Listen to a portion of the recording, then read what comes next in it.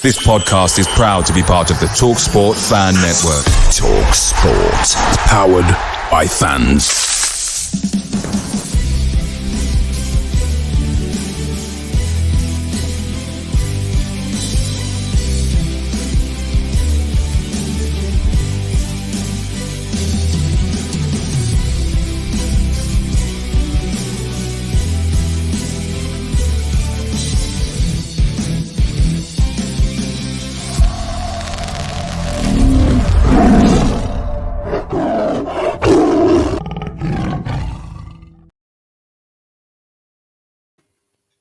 Good evening, everyone. Thank you very much for joining the To Hell and Back podcast this evening, your home of the best Ryan Longman content you can find anywhere in the world. And we're proudly sponsored by 6 Yards Out and Pearson's Bar.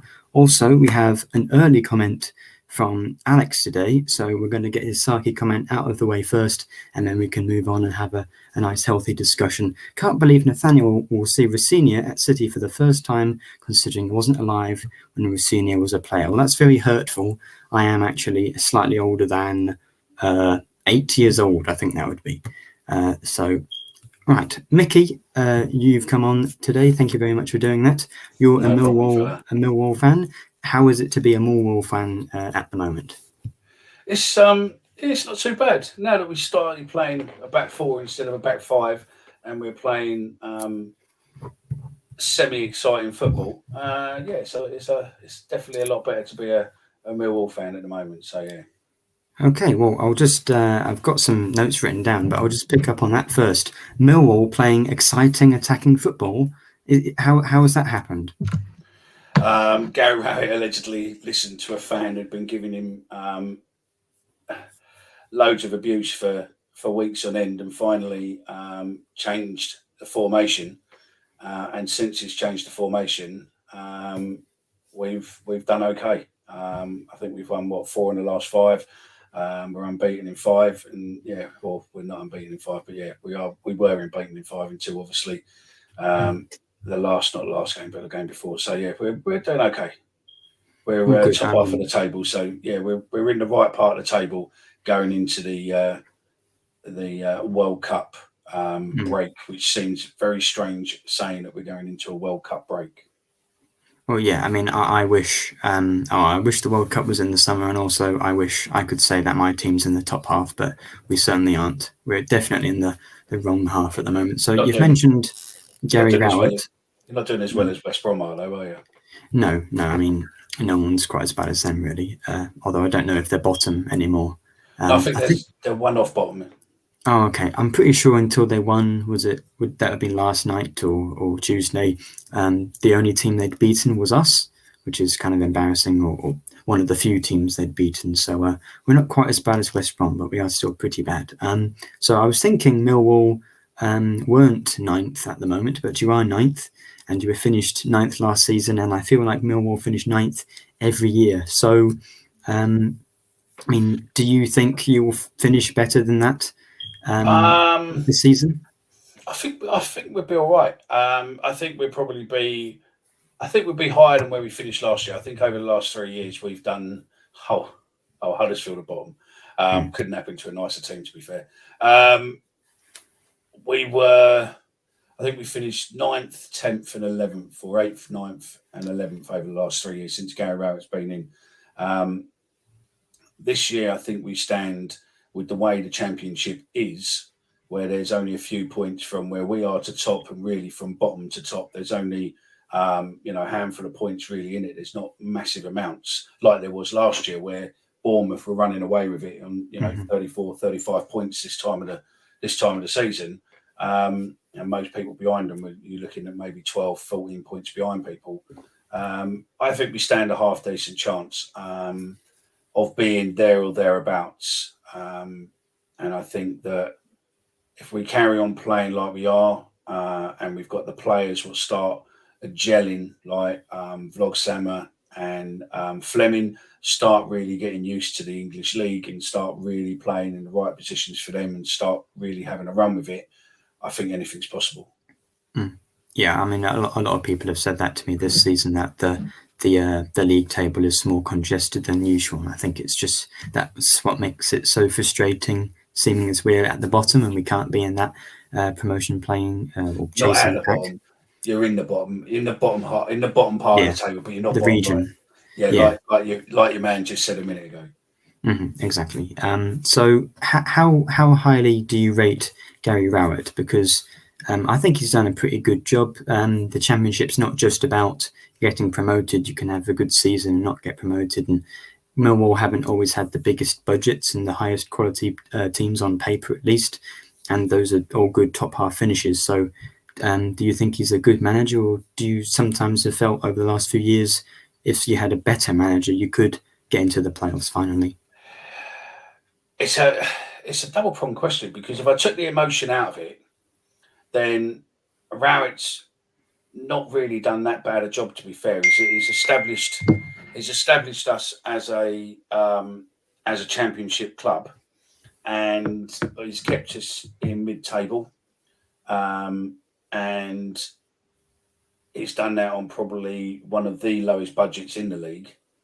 Until this season, we'd not paid more than about 1.2 for a player, and this season we've paid over 2 million for a player. So I think if you took the emotion out of it and you were a neutral, you'd think that actually he's not doing a bad job, to be fair. But if you put the emotion into it, one thing what Millwall don't like, or Millwall fans don't like, is we don't like boring, negative football. We like to have attacking football and see players giving us their all. And again, since we changed to this back four rather than a back five, back three, we are now starting to see players really perform. I mean, players what have been slagged off for most of the beginning part of the season, really heavily slagged off by a lot of fans, is now probably winning man in a match since we changed most games, which is Billy Mitchell. Billy Mitchell is him and Saville in that midfield. They are midfield generals at the minute. They are a fantastic pairing, what just seem to be getting better and better and better with each game. So has this change to a back four been something that's happened recently? Yeah, probably about 6 games ago now. Probably 6, maybe 7 games ago now. I think yours will be the 8th game if we continue playing it, where it's changed. And I think the big issue with it is that Gary had planned to be working with a back five and using wing backs and stuff and using people who he had. And now we've changed to back four and using, more wingers and bringing the ball in. We just haven't got those wingers as such. So I think January you'll see that we'll make a couple of bids probably for some players what can play in that position, because at the moment we've got Vloggy who plays on the right wing, but realistically he's a lot better player when he's playing in the central role. So you've mentioned that you don't necessarily have the wingers to play that way you want to play, but who are the danger men for Milwall at the moment? Well, Bradshaw's on fire. I mean, he got 3 the other day in less than 35 minutes. The confidence booming with him. Again, we've got a few players what can pretty much cause problems. But again, it's just getting those players to have the opportunities. If we can get the ball to them, then, they will put balls away. Unless you watched last night and saw Bury not put the ball away. But yeah, most of those players are highly capable of, if they get an opportunity, they will take it and season it. And, as much as you're not playing that well, underdogs normally coming to us, normally pep up. But because it's our Remembrance Day game, I think we need to win it. We need the fans to be on good form. And I think we're definitely getting the victory this week with a few of the players probably coming on. I don't know who we get. Maybe Tom Bradshaw will score a hat trick again for us. I hope not. And add to your pain. Oh dear. I mean, really, we don't need anyone to be adding on to our pain. Just have to excuse me. I'm doing some stats. I'm looking for some stats for Millwall's home form. You are the third best team at home. So just how different is it playing at the Den, and is it the Den and away from home? And is that one of the main reasons why you think Millwall will win on a Saturday? Yeah, the Den is a formidable place. Have you been to the Den before? I haven't, but I've heard, You coming stories about Saturday? Millwall fans. No. So the threat you gave me before the show doesn't matter. Listen, we're live. The threat is that if you're nasty to me, I'll see you on Saturday. Yeah. That's what I said. But if you're not coming in, no. I mean, the only thing I will say to your fans who are watching, South Bermondsey train station's shut. So if you're not coming by coach, you're coming by train. You're going to have a nightmare because there's a train strike as well. So there's no trains going through South Bermondsey. So you'd need to either go to New Cross or go to Bermondsey Tube Station or Surrey Quays Tube Station and walk up from there. So you might get a police escort at some point, or you might not. But yeah, you're going to be escorted probably a 10-15 minute walk to the station, because the station next to us is closed. But no, listen, Millwall is Millwall, the same as any other football stadium in the world. There's a lot worse places to come to, and there's a lot better places to come to, but it's our club. It is what it is, and we like the fact that fans believe a lot of the hype, and think that our ground is a fortress. Our fans are horrible gits, and we're a traditional, probably a last bastion of working class clubs left in the league. And like we said earlier, I'd love to get up the league and get into the playoffs and get into the Premiership just for one season, just to upset that Premiership and the FA, and give them heart palpitations and nightmares for a season. It will be quite comical. Yeah. I mean, I've often thought about that especially because you see the Sky Sports loving for Forest and Leeds especially, and in Leeds in particular is annoying as a whole fan, because we don't really like them and they get lots of attention on Sky. But it would be interesting to see I mean, I don't know whether this is an insult, but like a less glamorous club get to the top league. Well, less glamorous than European title winners Nottingham Forest. But it would be interesting to see that sort of. They won European titles when you weren't even born, and I don't think I was even born, to be fair. Well, so it doesn't really count. No, not really. But it's if they want to live on that, they can live on that. It's one of those. We were in Europe for one game, and we were in an FA Cup final, so we could live on that all year round. But no, look, we are what we are. We're probably one of the biggest small clubs in the world. Everybody knows us. Everybody probably has us as their guilty secret. Do you know what I mean? Most people like to see what we do, and they have a little bit of affiliation to us, even though they probably will never ever admit to it publicly. But a lot of fans secretly like the ethics behind Millwall. I don't know what Alex is implying here, but probably something rude or something. I don't know. But just thought I'd show that. Yeah, but I mean, that atmosphere. I can take the abuse. Yeah, that atmosphere can only help your team, though. Actually, on the pitch. 100%. I mean, you'll probably find that one of our players will go through one of your players fairly early on.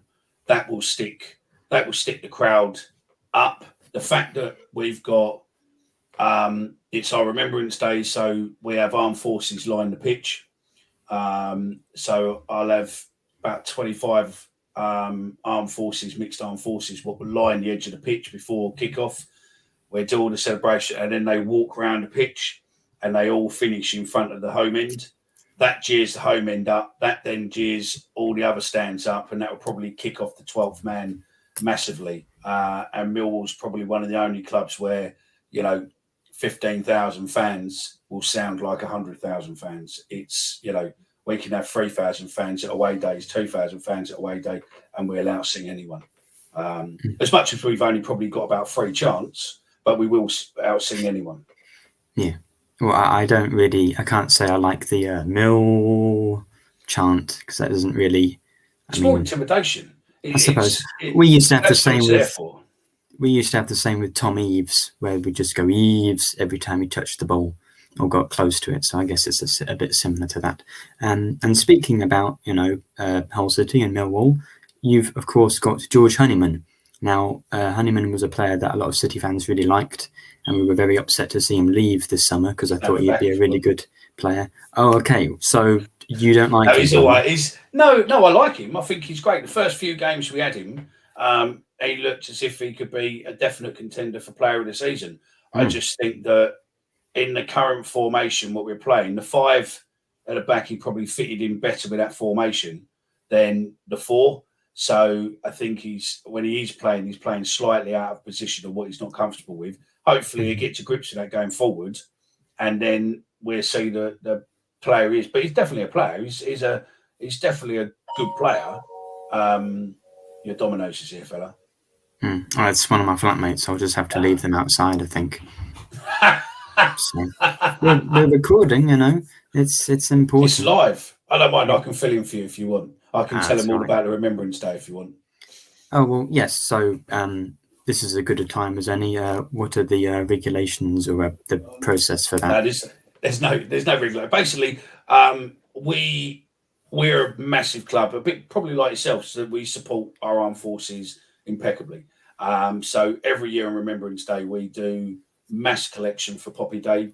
We've broken records. Last year, I think we raised about £28,000 on Poppy Day, on one day collection. And we'll have loads of uniformed soldiers, Navy, and some RAF, some mixed, and they will be going around with poppies. They'll be in the away stand, they'll be around the car park, they'll be everywhere else. And then come up to kick-off, we still do last post live on the pitch. We don't use recordings. We don't do any of that malarkey. So normally what happens is the ref will blow up for the 2-minute silence.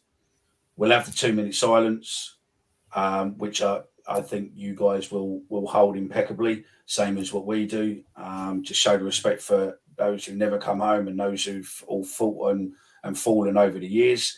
And then there'll be last post. And then pretty much after last post, we basically we come out of it. So I can't remember exactly how it goes. As I said, I was trying to figure it out. It's a long time since last year, and I can't remember if we do last post and 2-minute silence, and then the ref blows up, and then it's cheered, or whether or not we do the silence first and then there. But just use your common sense. We've had fans there before where they don't hold the silence, and it just causes a bad atmosphere, I think. But I think with Hull, Lions versus Tigers, I think you've got some army credentials there as well. I think you're loyal with your regiments and stuff associated up that way, and to be honest, I think it will be impeccably held. But it's something that means a lot to us. It's our chance of paying respects. We've also got, if there are any people who want to pay respects, we also have a war memorial in our car park. We had a Millwall fan, Leo Callahan, who sadly died in Iraq in 2004.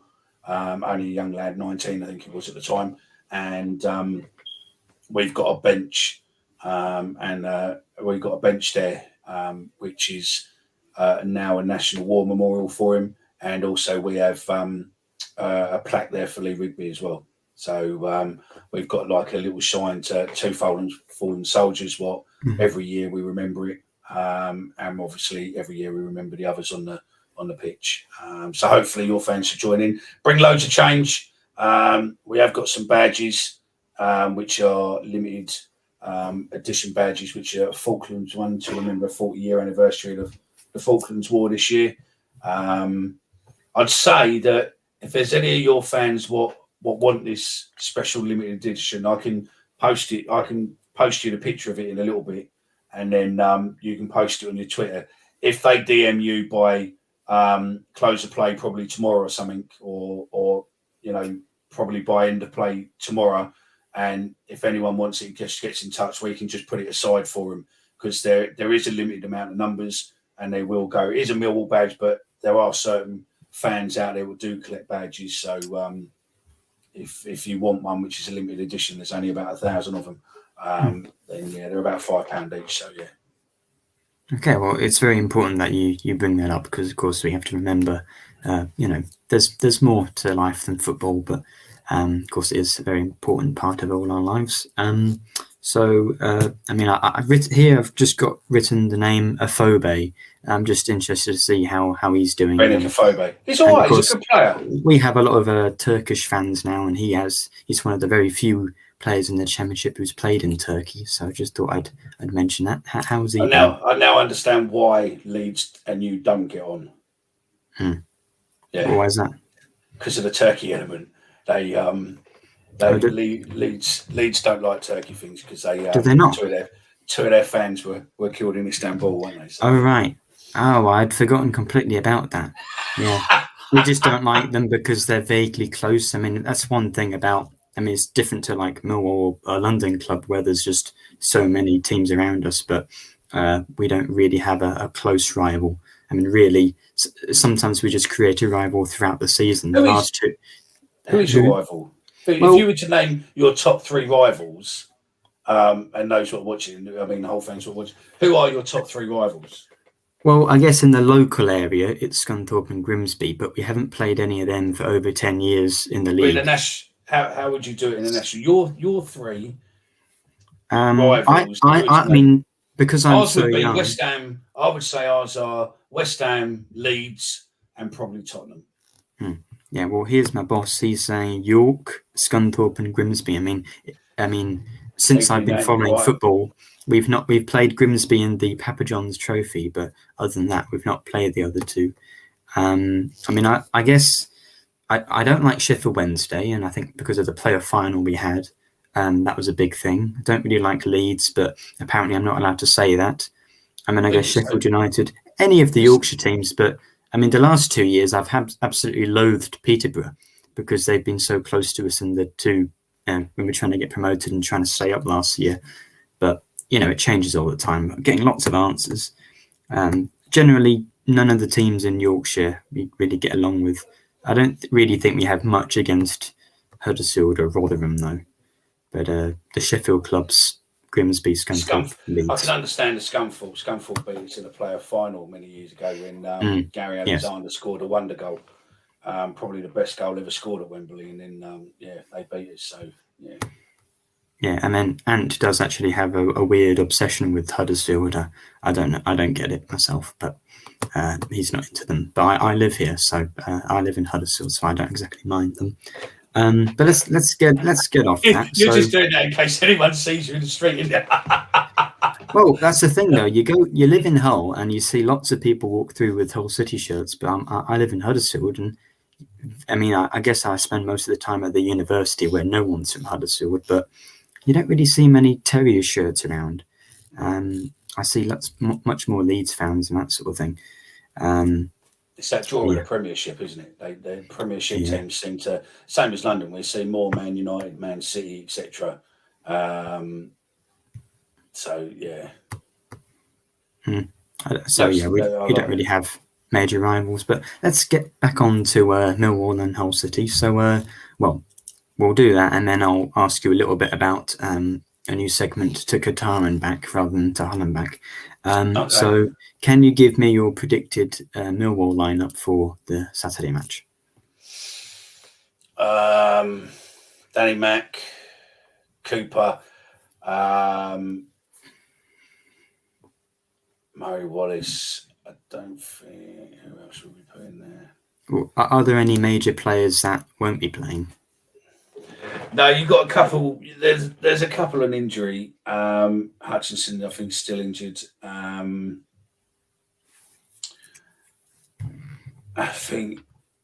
don't think there's any major injuries, to be fair. There's 4 out long term, but they've been out there's 3 of them that have been out for a long time. Afobe's out with a knee niggle at the moment, so he's probably not going to be. Yes, that's quite fun. Yeah. I'd say there isn't any major injuries.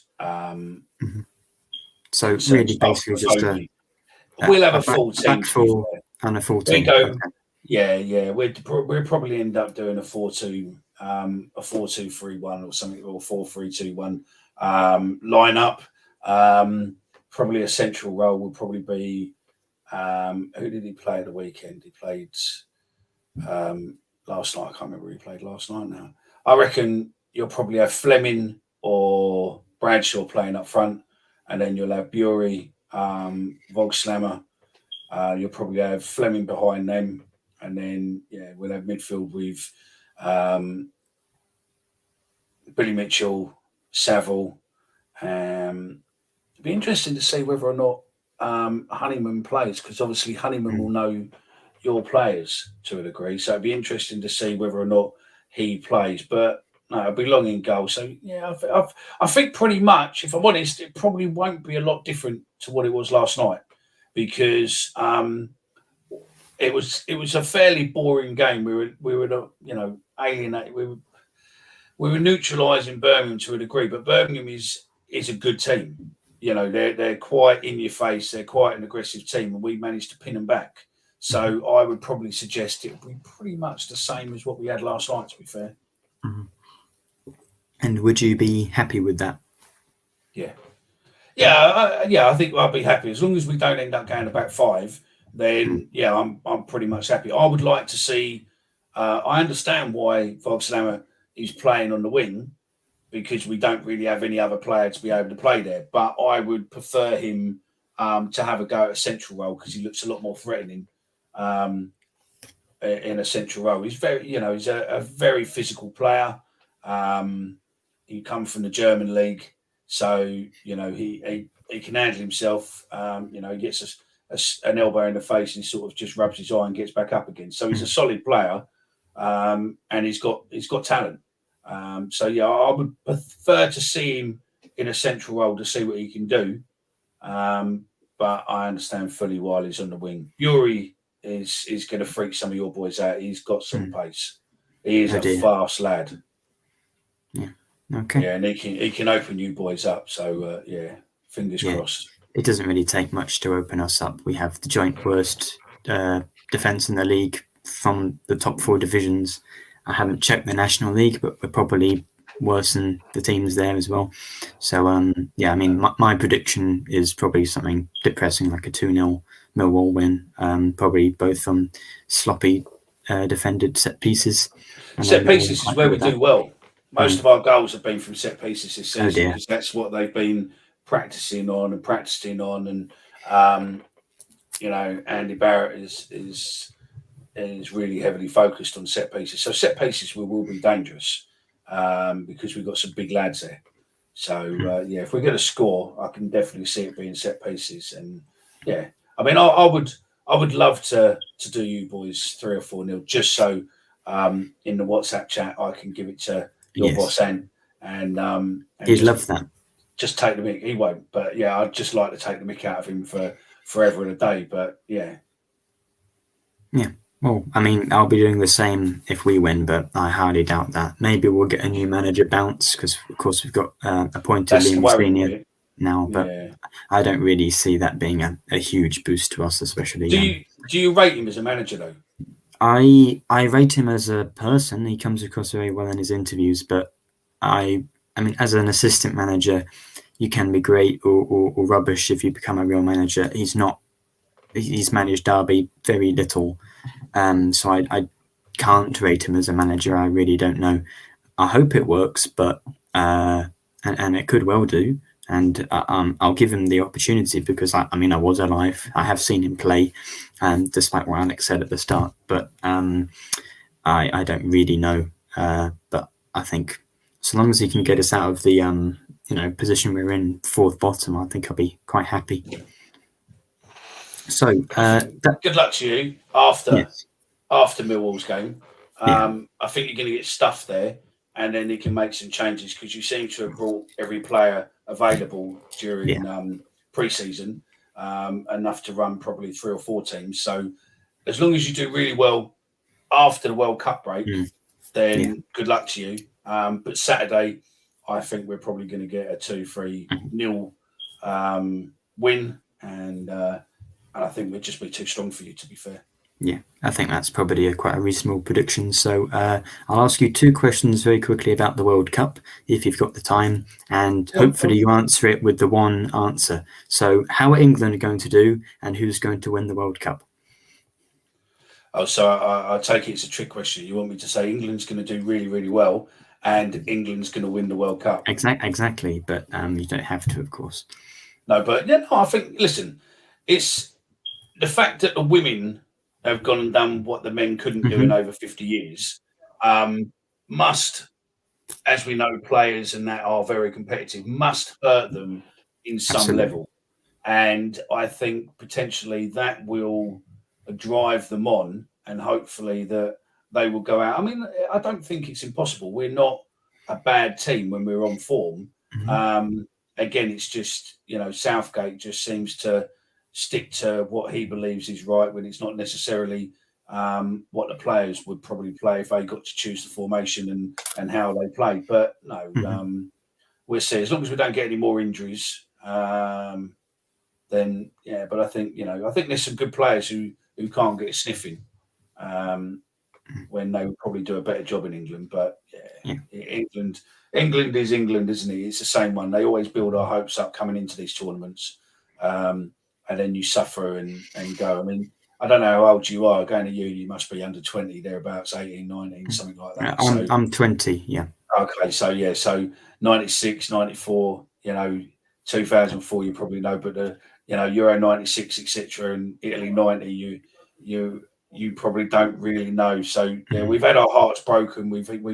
We've gone on to good things and had our hearts broken. So yeah, it's England. They're there to disappoint, but let's be positive. England will do well. England will bring the World Cup home from Qatar, and also they get a lovely tan. So that's true. Qatar is very hot, and if we can do it over there, we can do it anywhere. Yeah. Okay. So it's coming home. Well, I agree with you. I mean, not really, but I've got to keep this bit going. Come on, England. Exactly. So thank you very much for coming on. Is there anything else you want to mention about Millwall, or is that it?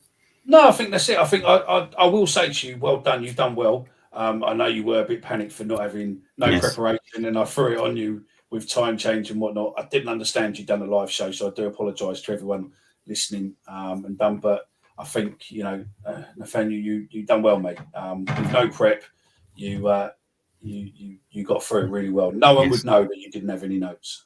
Oh, except I screamed it at the start, I guess.